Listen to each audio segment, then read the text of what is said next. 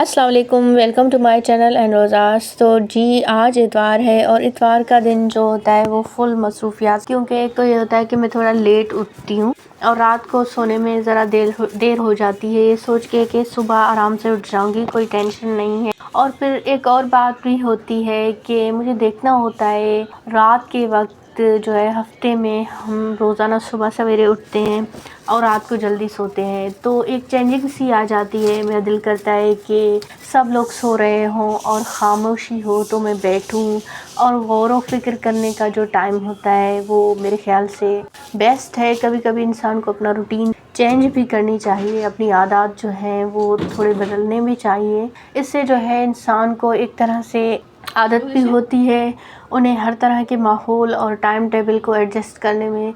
इसके अलावा ये होता है कि हमें आसानी से चीज़ें सॉल्व करने में आसानी हो जाती है, एक सुकून होता है। सब लोग सो रहे होते हैं और मैं जाग रही होती हूँ, तो ये भी टेंशन नहीं होती कि सुबह जल्दी उठना है, क्योंकि मैं नमाज़ तो पढ़ती हूँ, नमाज़ पढ़ना होता है, नमाज़ पढ़ के फिर दोबारा से सो जाती हूँ और फिर आराम से रिलैक्स होके अपनी मर्ज़ी से फिर मैं दोपहर 12 बजे उठ जाती हूँ। और जब मैं उठती हूँ तो आधा दिन तो वैसे भी गुजर चुका होता है। तो जैसे मैं उठती हूँ तो सबसे पहले नाश्ता करती हूँ और नाश्ते के बाद जो है फिर काम काज वगैरह होते हैं, घर की सफाई सेटिंग वगैरह होती है तो वो मैं कर लेती हूँ। और उसके बाद जो है वो मुझे इतना ज़्यादा काम तो नहीं होता, क्योंकि ये होता है कि दोपहर को जो है मैं खाना नहीं बनाती, बस जो नाश्ता लेट करती हूँ तो वही दोपहर का खाना भी हो जाता है और नाश्ता भी, और फिर रात का खाना जल्दी बना लेती हूँ। तो मैंने ब्लीच किया, ब्लीच करने के बाद फिर मैंने अंश को नहलाया।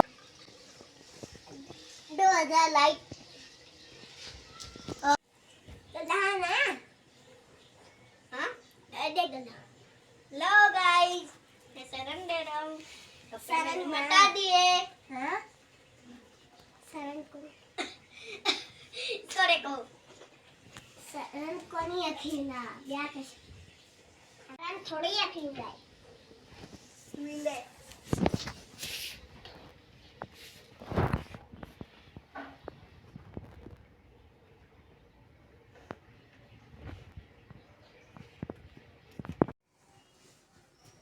तो गाइज़ आपने अंश और उनकी कज़न्स की बातें सुनी, तो अब आ गई हूँ मैं अपनी बहनों की तरफ। मेरी जो बहन है वो चने के फोटे मैंने लिए थे आज सब्ज़ी वाले से, उन्हें धो रही है, और मैं आ गई थी आलू के फ्राइज़ काटने के लिए कि मेरी उंगली ही कट गई। फिर मैं आ गई कि मैं अब जाऊँ उसका कोई मलहम पट्टी वगैरह कर दूँ, तो ये मैंने पट्टी लगा दी। और ये कट मुझे किस तरह से लगा मैं आपको अभी दिखाती हूँ। ये देखिए मेरे जो हस्बैंड है वो उसने चाकू को इतना तेज़ कर दिया कि मुझे पता ही नहीं चला और मैंने अपनी उंगली काट दी। लेकिन खैर ये छोटे मोटे कट और जलन तो होते रहते हैं, लेकिन इसका ये मतलब नहीं कि हम अपना काम ही छोड़ दें।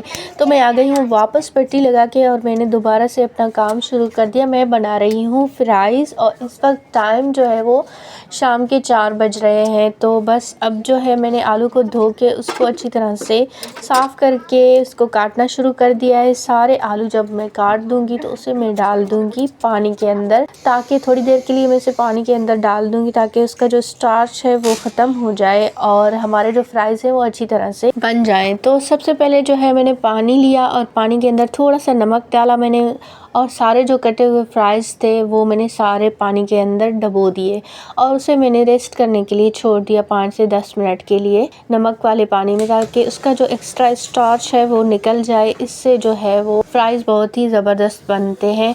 तो बस ये देखें आप, मैंने सारे डबो के रख दिए हैं और दूसरी तरफ जो है वो मैंने देगरी चढ़ा दी और उसमें मैंने पानी डाल दिया और पानी को मैंने उबलने के लिए छोड़ दिया। जब उसमें उबाल आई तो मैंने सारे जो आलू थे वो 3 मिनट के लिए उबाल दिए और उसके बाद मैंने एक छलनी में उसे निकाल के एक्स्ट्रा जो पानी था उनका गिरा दिया और उसके बाद मैंने उसे टावल में लपेट दिया। इससे ये होता है कि इसका जो मॉइस्चर है वो निकल जाता है। अगर आपके पास भी कोई टावल, या अगर टावल नहीं है तो आप किचन टावल नहीं है तो आप किचन के जो टिश्यू होते हैं उनके साथ भी आप इसका मॉइस्चर जो है वो निकाल सकते हैं। उसके बाद मैंने ऑयल को गर्म किया, उसके बाद मैंने इसमें 1 चम्मच चावल का आटा और 1 चम्मच मैंने इसके अंदर कॉर्नफ्लोर मिला दिया। इससे जो है चावल का जो आटा है वो मॉइस्चर जज़्ब करने में मदद देता है, जिससे फ्राइज़ बहुत ही अच्छे और कुरकुरे बनते हैं।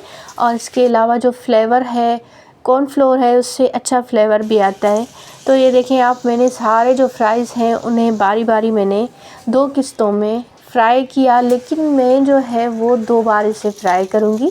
एक बार जो है मैं इसे थोड़ा सा फ्राई करके निकाल दूँगी 2 मिनट के लिए, और उसके बाद मैं फिर से दोबारा से जो है ऑयल को फुल गर्म करके दोबारा से मैं इसको तलूँगी, और इसके ऊपर मैं थोड़ा सा नमक और थोड़ा सा मिर्च छिड़क दूंगी। इससे बहुत ही ज़्यादा टेस्ट अच्छा आता है, मुझे पसंद है तो इसलिए मैं ऐसा ही करती हूँ। वैसे तो लोग ये करते हैं कि पानी के अंदर ही नमक डाल देते हैं, लेकिन मैं जो है थोड़ा सा नमक पानी में डालती हूँ और थोड़ा सा बाद में छिड़क देती हूँ।